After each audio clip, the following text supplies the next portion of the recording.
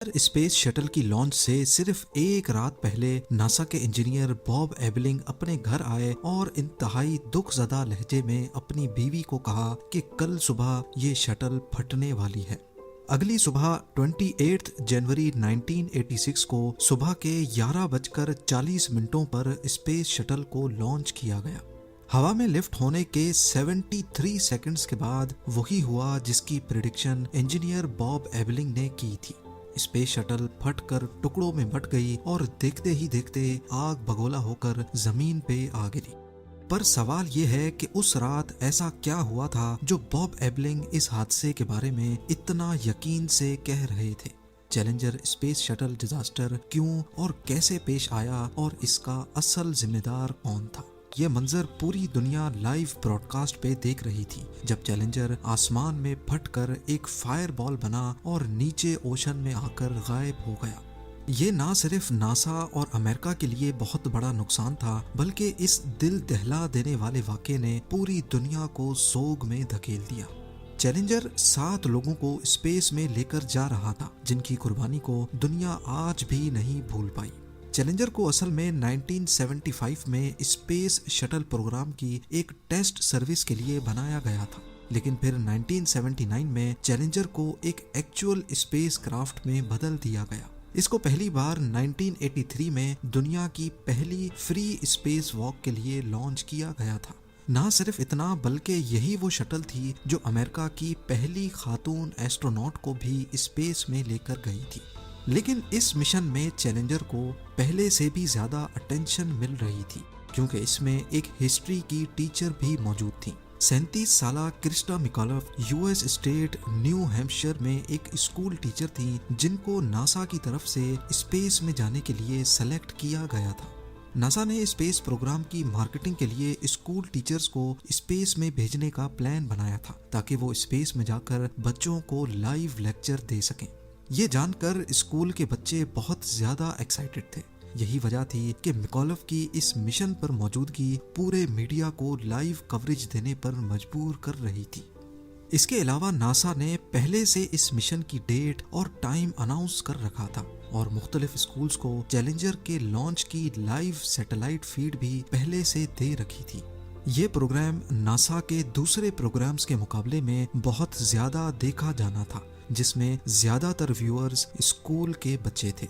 यहाँ आपको बताते चलें कि सिर्फ क्रिस्टा मिकॉलफ की मौजूदगी ही इस मिशन को बच्चों के लिए इम्पोर्टेंट नहीं बना रही थी, बल्कि उस वक्त बच्चों के फेमस कैरेक्टर बिग बर्ड को भी स्पेस में लेकर जाने के लिए बात चलाई गई थी। लेकिन आखिरी टाइम पे मिशन कंट्रोल ने उसकी इजाजत नहीं दी।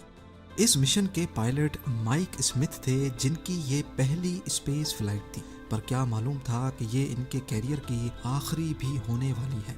माइक को धमाके से पहले ही पता चल चुका था कि कुछ गड़बड़ जरूर है और इस बात का अंदाजा तब हुआ जब एक्सप्लोजन से सिर्फ चंद सेकंड पहले जो आवाज रिकॉर्ड हुई वो माइक स्मिथ की थी। ओहो, ये थे उनके आखिरी अल्फाज और उसके बाद शटल से राब्ता टूट गया। पर सिर्फ पायलट माइक स्मिथ ही नहीं थे जिनको धमाके से पहले ही पता चल चुका था। चैलेंजर की लॉन्च से एक दिन पहले 4 इंजीनियर्स भी ये बात जानते थे।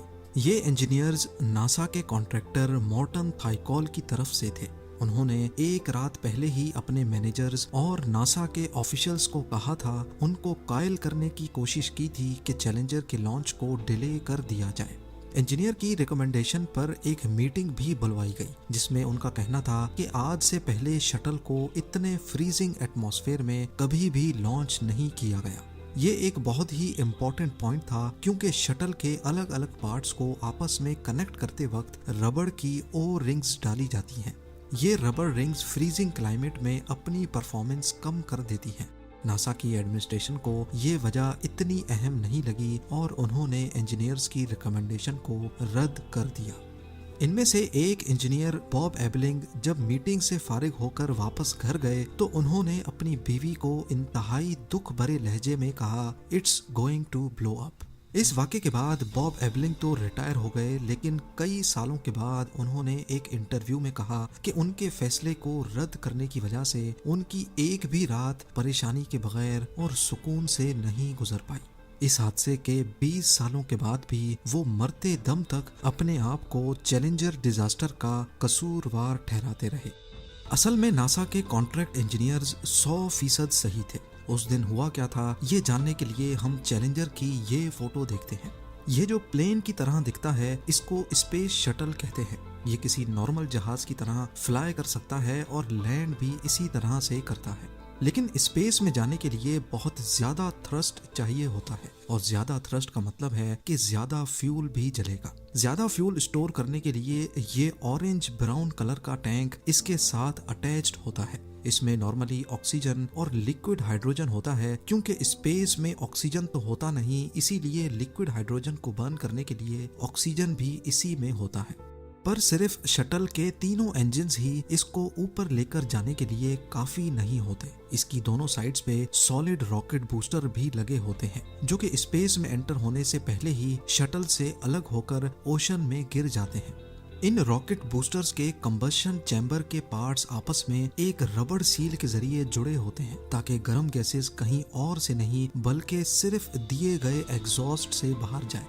उस दिन सब कुछ सही था, सिर्फ मसला था कि फ्रीजिंग टेम्परेचर की वजह से वो रबर सील्स, जिनको ओ रिंग्स भी कहा जाता है, वो सख्त हो गई थी, और जाहिर है सख्त होने की वजह से वो गैसेस को अच्छी तरह से नहीं रोक पाई। दोनों में से एक रॉकेट, जो कि कैमरा में नजर नहीं आ रहा, लॉन्च के वक्त ही उसकी ओ रिंग काम करना बंद कर गई थी।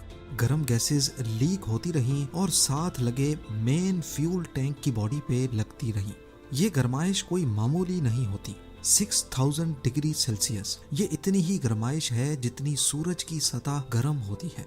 मेन फ्यूल टैंक की चादर कुछ देर तक ये गर्माइश बर्दाश्त करती रही, लेकिन फिर 70 सेकंड्स के बाद उसकी चादर मेल्ट हो गई और उसके अंदर मौजूद लिक्विड हाइड्रोजन 46,000 फीट की बुलंदी पे एक जोरदार धमाके से फट गया।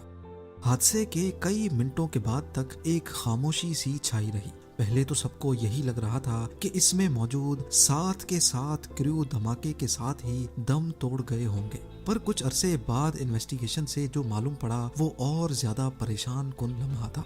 एक प्राइवेट इन्वेस्टिगेशन के दौरान ये साबित हुआ कि एक्सप्लोजन के वक्त शटल का केबिन फौरन डीप्रेशराइज नहीं हुआ था, जिसका मतलब है कि धमाके के बाद भी ओशन पर गिरने तक उसके अंदर सारा क्रू जिंदा मौजूद था। ये नासा के स्पेस फ्लाइट मिशन में पहली बार हो रहा था कि दौरान परवाज उन्होंने अपना क्रू आसमान में ही खो दिया हो। इस वाक़े से 19 साल पहले 1967 में अपोलो 1 मिशन के दौरान 3 एस्ट्रोनॉट्स की मौत हुई थी, लेकिन वो हादसा ग्राउंड टेस्टिंग करते पेश आया था। जिस दिन चैलेंजर को लॉन्च होना था, उस दिन यूएस प्रेसिडेंट रोनाल्ड रीगन को भी लाइव स्पीच करनी थी, लेकिन हादसे की वजह से उन्होंने अपनी एनुअल स्पीच डिले कर दी और लाइव आकर हादसे में मरने वालों के लिए दुख का इजहार किया। एक्सप्लोजन के बाद चैलेंजर का मलबा अटलांटिक ओशन में मीलों दूर तक फैल गया। नेवल क्रू को कई हफ्तों की खोज के बाद मलबे के ज्यादातर हिस्से मिल गए, लेकिन शटल केबिन फिर भी नहीं मिल पाया। आखिरकार 6 हफ्तों की खोज के बाद नेवल डाइवर्स को शटल केबिन मिला, जिसमें एस्ट्रोनॉट्स की बॉडीज मौजूद थी। ये केप कैनावरल से 15 मील दूर पानी से 100 फुट नीचे से मिला था। इन्वेस्टिगेशन के बाद ये बताया गया कि इस हादसे का सबसे बड़ा जिम्मेदार नासा खुद है, क्योंकि उन्होंने जानबूझकर लॉन्च रूल्स को नजरअंदाज किया था, जबकि इंजीनियर्स ने बार बार एतराज किया था कि लॉन्च के लिए मौसम काफी ठंडा है। तो फिर सवाल ये है कि आखिर नासा ने ये वार्निंग्स क्यों इग्नोर की। इसके कई सारे फैक्टर्स माने जाते हैं, लेकिन सबसे बड़ा ये है कि नासा को हर साल 24 स्पेस मिशंस करने का टारगेट पूरा करना था। टारगेट को पूरा करने के लिए नासा ने अपने लोगों पर उनकी काबिलियत से ज्यादा लोड डाल रखा था। एक्सप्लोजन के बाद अगले 3 सालों तक नासा ने अपने तमाम स्पेस प्रोग्राम्स सस्पेंड कर दिए, और इस दौरान नासा में बहुत चेंजेस की गई, जिसमें सेफ्टी के लिए प्रेसिडेंशियल पैनल भी बनाया गया। इस पैनल को रॉजर्स कमीशन का नाम दिया गया, जिसमें स्पेस मिशन के जाने माने नाम नील आर्मस्ट्रॉन्ग और सैली राइड को भी शामिल किया गया। इस कमीशन का काम था कि चैलेंजर डिजास्टर की तरह अगली बार कोई और हादसा ना होने पाए।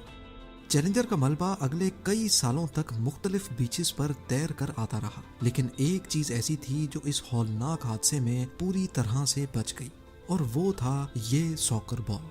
चैलेंजर में मौजूद क्रू मेंबर एलिसन ओनिजुका को उनकी बेटी ने अपनी सॉकर बॉल गुड लक के तौर पे दी थी। ये बॉल उन्होंने अपने केबिन के लॉकर में एक काले बैग में रखी हुई थी। मौजूदा तौर पे हादसे में ये सॉकर बॉल बच गई, जो सर्च पार्टी को सही सलामत मिल गई। ये बॉल एलिसन की बेटी को वापस कर दी गई। चैलेंजर की याद में इस बॉल को स्कूल में ही डिस्प्ले करके रख दिया गया। इस वाक़े के 30 सालों के बाद एस्ट्रोनॉट शेन किम्ब्रो ने इंटरनेशनल स्पेस स्टेशन जाने से पहले ये बॉल स्कूल से ली और उसको अपने साथ ISS ले गए।